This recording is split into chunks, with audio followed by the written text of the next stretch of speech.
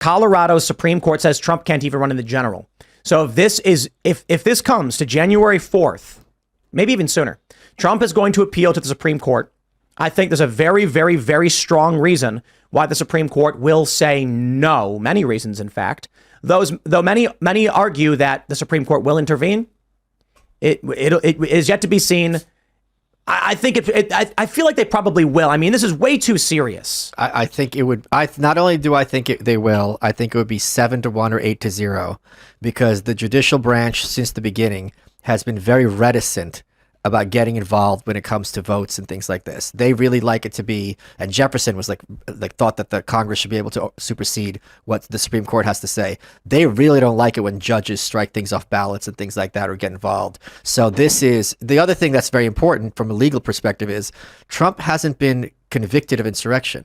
He's not. This is something that he's been alleged to have done. He hasn't been demonstrated or and deranged. It's not so funny when Trump calls him, instead of calling him deranged, just calls him deranged. Jack Smith chose not to charge him with insurrection. So right. For them to unilaterally basically backdoor insurrection guilty conviction to this is really a bridge too far. And when you start interfering with presidential politics and you're like one state, this is something the Supremes really don't like doing because this is a big bridge to cross. Right. And the Minnesota Supreme Court said, no, he didn't commit insurrection. This has to be decided by the party. We can't take him off the ballot.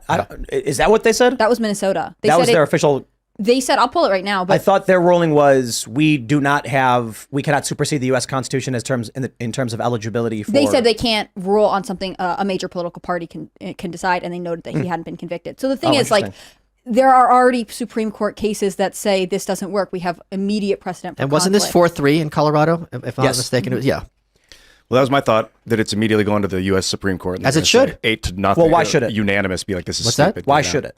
Because why should it go to because it's such a big deal? Yeah, Robert Barnes. I understand it's a big deal, but like, I do think the Supreme Court would intervene because it's a big deal. But I'll play devil's advocate. Okay, here. sure.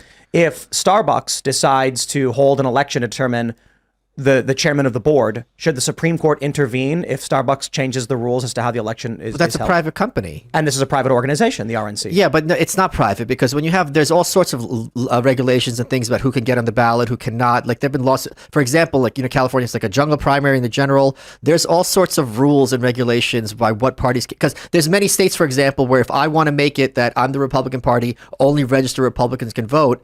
They still made laws that basically, if you're independent, you can vote. The different states, different laws. Then fair point. Perhaps the Supreme Court does intervene for that reason, saying the state has no authority to intervene in a private organization's electoral process. Either way, yeah, it works. Robert Barnes tweeted out, which I thought was kind of great. Yeah, this is probably from 5:00 p.m. 4:58. It said the easiest path for SCOTUS to take in the Colorado Supreme Court Trump disqualified case is to hold a court has no constitutional role in excluding a presidential candidate from the ballot in the first place. That is a choice the Constitution gives to state legislature and Congress. However, this is a private entity that is being affected by this.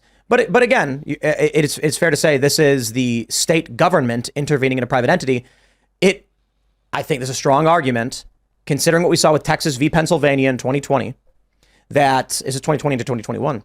The Supreme Court simply says the rules for private organizations fall to the state to decide. The federal government has no grounds to intervene in how a state decides nonprofit entities operate or public good service entities operate. But my thoughts also go to George Santos, who, God bless him. Have you had him on, by the way? No. Oh, you got to get him on. When there were a lot of people in the House, and I think they had a fair point, and I certainly don't have a particular lot of love for Congress people, when the Congress people were like, we can't kick him out if he hasn't been convicted of anything yet. Like, this is really crossing a line that, do you really want to go down this line where, like, we are just picking and choosing who our fellow members are? Because that axe is going to be used against us at some point. I agree.